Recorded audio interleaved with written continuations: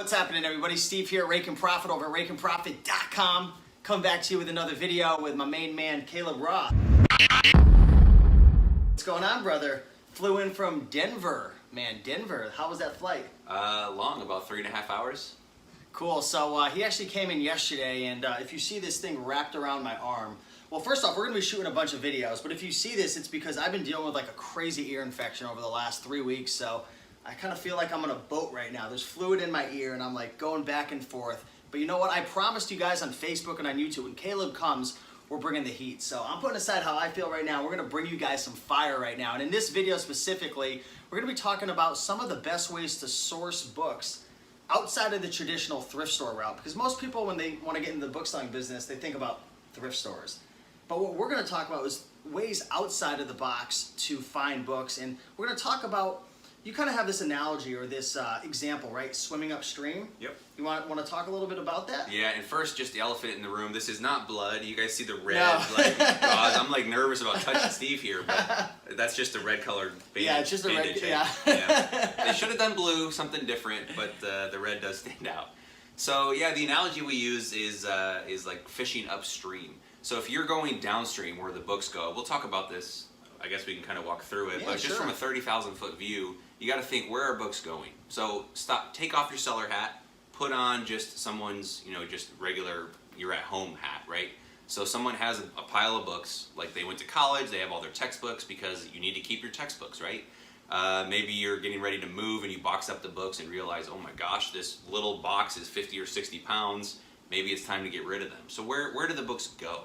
So again, don't think like a seller. We're always thinking, hey, I got to find books. Think like someone who is inconvenienced now by a box of books.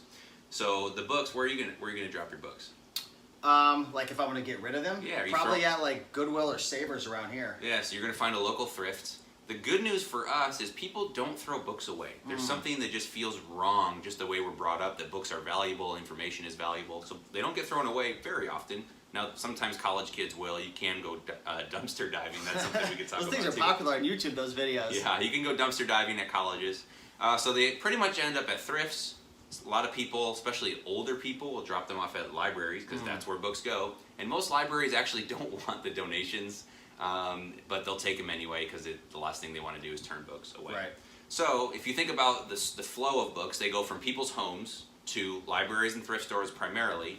From there, several things can happen. One, most libraries and thrift stores get so many books, they're just overwhelmed that they're not putting all those books on the shelves. So if you're going to the shelves, you're getting just a few books that have trickled down and have found their way into the thrift store shelves, maybe 10% of the books.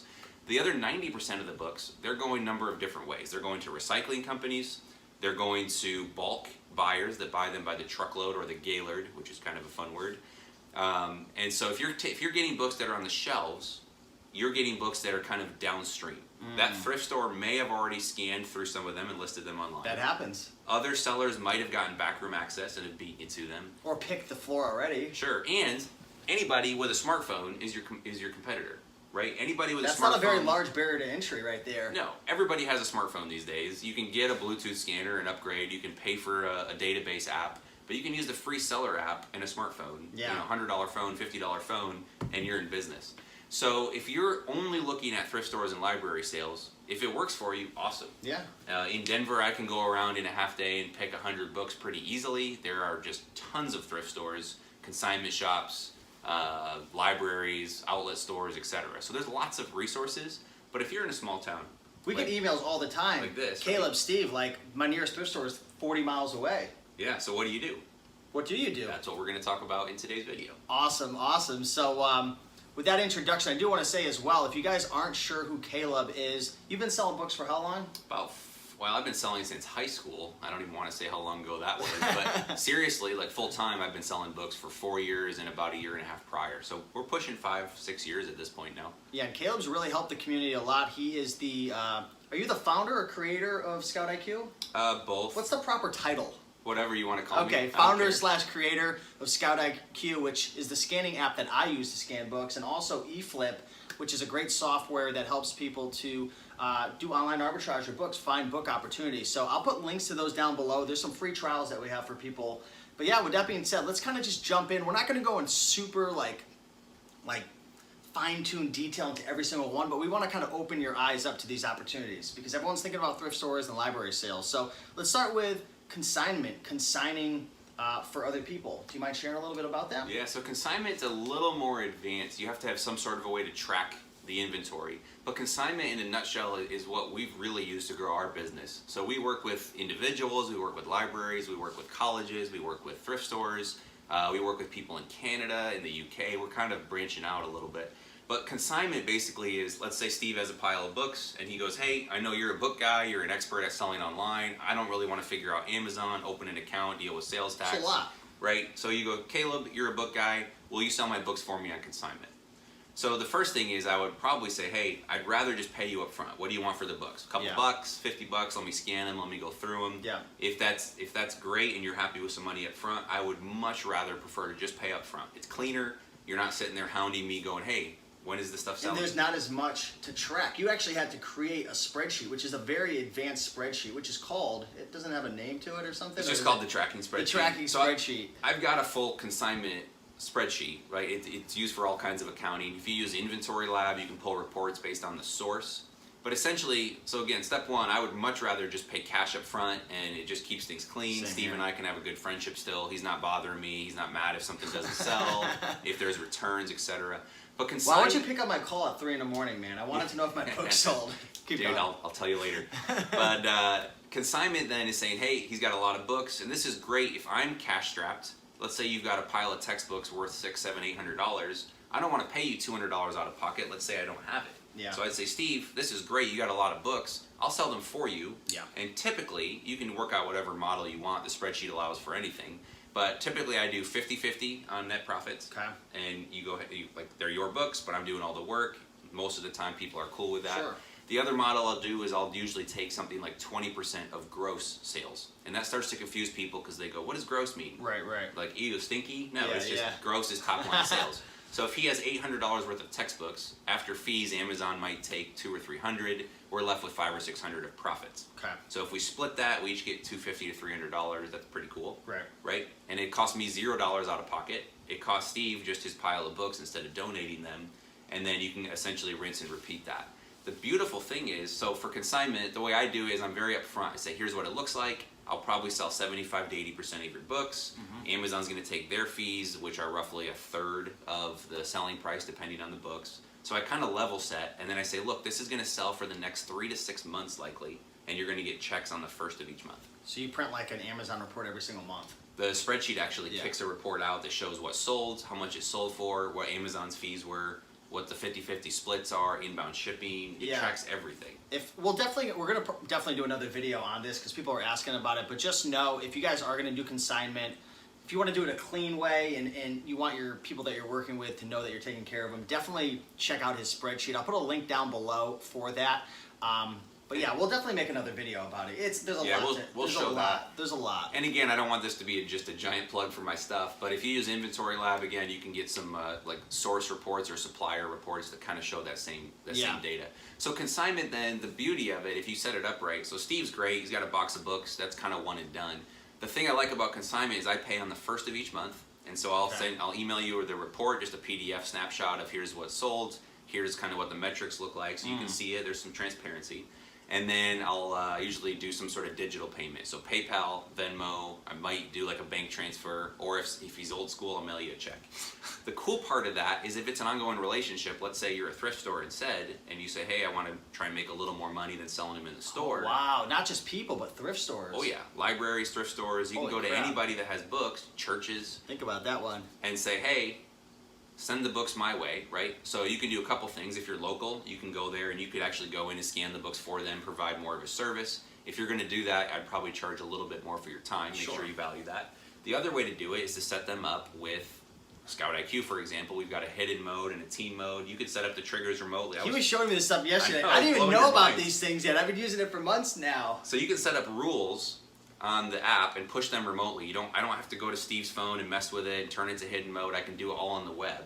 Right? So I can do that from Scout IQ. This stuff's crazy. I can't believe it. It's so advanced now. I can now have Steve or the thrift store, the library, whatever. They can scan the books for me. Anything that turns green, they don't see the prices. Anything that turns green, just say yes or no, right? Yeah, green or red. If it turns green, they set it aside, and I come in once a week, once a month, however often, and pick up the books, drop off a check. And it's a great relationship because in sales, you want to stay top of mind. You want to keep going back to them. And the problem is you don't just want to be like, hey, do you have more books? Or pick up the phone, hey, do you have more books? When you get to write a check every month because books take several months to sell, it's a very easy in. Hey, here's a check, here's a couple $100, thanks for trusting me with your books. By the way, do you have any more? It's a very natural lead in. Yeah. You're giving them money and then asking them for something in return. You know what's cool as well, real quick, because we have so many more to fly through. Our good friend Romer the Romer on YouTube, Facebook, young guy, 23 years old. He has a big goal of doing like $500,000 this year in sales. He's been selling people's restricted inventory. So now popular textbook for most people is restricted. He's ungated in it, so people are actually sending it to him, and he's using your spreadsheet. And if you follow him on Instagram, he's like posting screenshots and paying people out every month, and it's just cool. So definitely look into that. But we'll make another video if you're interested in learning more about the spreadsheet. Just comment spreadsheet down below, and we'll definitely make another video. So consignment, real quick, just to kind of circle around on that. Consignment's great if you don't have a lot of capital because you don't have to pay up front. I'm getting your books essentially for free. It's built on trust. Again, I'd rather pay up front, but if I can't, or if it's something that's going to be a continuing relationship, that's a great way to go about it. Cool. So awesome. Yeah, that's a really fun topic. Next, local sourcing. And again, we're going to keep things a little short because we want to fly through, but if people are interested, just comment whatever source we're talking about and we'll go more in depth. Local sourcing. Yeah. So again, if you can make it work with thrift stores and library sales, good on you. That's awesome. You can start driving around, doing some routes and kind of hitting stores regularly. But another way to do it, and again, the concept of going upstream is, again, books start up here in someone's home. They get donated to a library or thrift. Some of them get put on the shelves. Some people scan them. Some get donated to recyclers, and they kind of trickle down. So if you're only sourcing down in this region, then you're going to be limited, and only what gets donated. There are books, I guarantee if we went door to door in your neighborhood right now, we would find.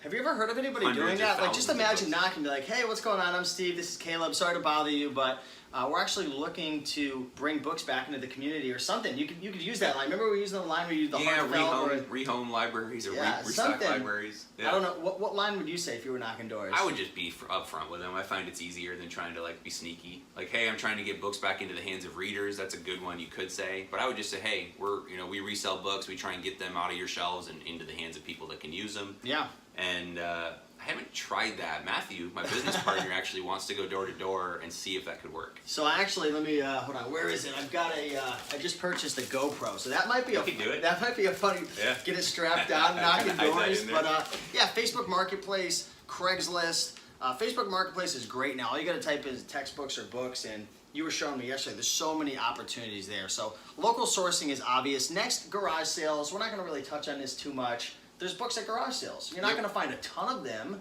but all it takes is one really good sale. And sometimes it's great when you're at a garage sale saying, hey, how you doing? We're looking to bring books back in the community and into the hands of readers. We resell books on Amazon, so on and so forth. Do you happen to have any more books you're looking to sell? And a lot of times that leads to, hey, yeah, I didn't even think to put them out there. Yeah. So if you see books, ask if they have more inside or textbooks, because a lot of times they don't think about it, and they're happy to sell them usually. Yeah. Even at thrift stores, like, hey, I noticed you have a bunch of books out here. Do you have anything else in the back? Ooh. So getting books that, well, I guess we'll get to that. We should dive into the backroom access, man. Don't just tickle them. Go in for it. Backroom access is where it's at. Because, again, if you're just getting books on the shelves, that's great. You can kind of come in. You can figure out what colors are new that week. You can figure out. I saw someone posted a picture the other day. Someone went into a Goodwill and took a green marker and was like drawing a line on the spine of every book that they had scanned. Oh, come on! Don't be that guy or girl. That. Don't do that. Oh my gosh! But if you're tired of elbowing out other sellers, you can try and build a relationship with the store manager. Say, hey, do you have books in the back? Is there a chance I can come back? I buy a lot of books. Yeah, and sometimes they're not going to let you in the back room, but we have a guy at our local Goodwill, and he's kind of annoying. I don't know. I'll tell you about him, but. He obviously calls and has a relationship, and they bring the bin out just for him. And he sets up this stool, and he will block the whole bin off. And if you, literally, my mom, she tried to put her hand in, he growls. And that bin's for him, essentially? Essentially. He gives you the guilt trip, like, oh, come on, like, I got this brought out for me. Like, he'll do that to you. But yeah, backroom access is huge, building relationships. I saw Romer do it. He did it at my local Savers, and he didn't get the backroom access, but you got to be direct and confident. And the other part too is don't be afraid to tell people what you're doing. So when I first started, I have the scanner and I had my phone, and I'd be kind of trying to hide it. And if the shelf was out in front of the cash register, I'd kind of go around the back side and kind of hoard my books, right? It's just weird. I didn't want people to know what I was doing. Yeah. I don't care anymore. I was that guy too. But what I've learned is, like, at first people, I used to come up with clever things to say, right? You've all been there. Hey, what are you doing with that scanner thing? I'm scanning to see if it's cheaper online. Because if it's cheaper online, I'm not I still buying use it, that right? line at garage sales sometimes. It's a good one. They and get it's- weirded out if you're reselling at times because they're reselling to, I don't know. Yeah, people don't like it when you're making money off them. But I've learned that if you just share with people what you're doing, one, the manager might go, hey, we have a ton of other books you could look at. I've also had other people at the library go, do you buy books from like people's homes? Yes. Really? So That's cool. Yeah, and they'll give me a business card, or I'll give them a card, and I'll follow up with them later. So tell people what you do. If they know that you're the book guy or gal, they're going to start sending leads your way. And that may lead to consignment deals, free books, etc. Cool, awesome. So I think what we're going to do is we're going to split this up into 2 videos. So I'm going to give you guys one more. We're going to give you one more, and what we're going to do is we're going to make a part 2 of this, because I noticed around the 15, 16 minute mark, people drop off, and I don't want them to drop off because these next 5 we're going to share pretty much the next, like the most important. So one more we're going to share with you now before we go into part 2, wanted ads. I have a friend of mine, his name is Brandon Farr, and he uses wanted ads to build his toy business on eBay. How do you use wanted ads in a book business? So several booksellers do this. Michael in Colorado, what's up, dude? So he's swung by the office. There's several other people I know that do this, and you can just put ads. Go on Craigslist and say, cash for textbooks. Just search that phrase. You'll see stuff pop up almost guaranteed in your area. And if not, you should be that guy or girl. So you can offer cash for textbooks, or you can say, hey, I'm doing a free book pickup. So anybody that's going to move and they see your ad, and once they've loaded that box, they're going, yes, come get them. I don't want to move them. So you'll end up with a lot of duds. You'll have to find a way to get rid of them or monetize them at McKay's or Second and Charles or Half Price Books. But that's a great way to get free inventory if you don't mind driving around a little. Is there any specific text or copy that you like to write? I haven't done it as much, so we'd have to get some of those guys on there. If you guys check out my channel, the Book Flipper Community, there's an interview we did with Michael Minnick, and he kind of talks through some of those strategies a bit. But some guys like Michael go crazy. They've got a cargo van, they've got signs on the side of it that say "I buy books" with his phone number, email. Kind of those crazy book people. Well, that's another good But idea people right see there. that, right? Wow, because you see the We Buy Houses, or are you interested in selling your property, the agents and stuff. And then you see the plumbers, all the service industry, they all have it. But imagine saying "We buy books" on your car, or like a bandit sign. I used to do bandit signs with bicycles, and when I used to be a bird dog for real estate, I used to put them on poles. You get a lot of hits off of it. Yeah. Imagine being known as the book guy in your town. You could do that, and then pro tip, if you're going to do it, make sure you're going to better neighborhoods where the books are going to be better, so more diverse Highly neighborhoods literate, typically get it. near universities. Especially Ooh. near universities. If Wow. you can get a college professor to call you and say, hey, I've got a basement full of books from my time in academia, Jeez. you're the guy, it's a removal You'll option. be raking in the profit on that. Raking profit. And again, you don't have to, you can pay for it. Certainly if you get a great haul, don't be afraid to pay. But a lot of times people just want their shelf space back, their garage back, their basement back. And if you're going to be moving those, that's a lot of work. So value your time and say, look, I'll take care of all of them. Don't cherry pick in those cases.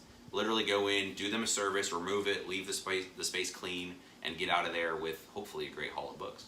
Awesome, awesome. So that's going to be part 1 of the video. We're going to be coming back in probably a day or 2 with part 2. And we're going to be talking about, what do we got? Another 4 or 5 really interesting sources. So if you guys enjoyed this video, do us a big favor and smash that like button. Number 1, right down there, hit that like button.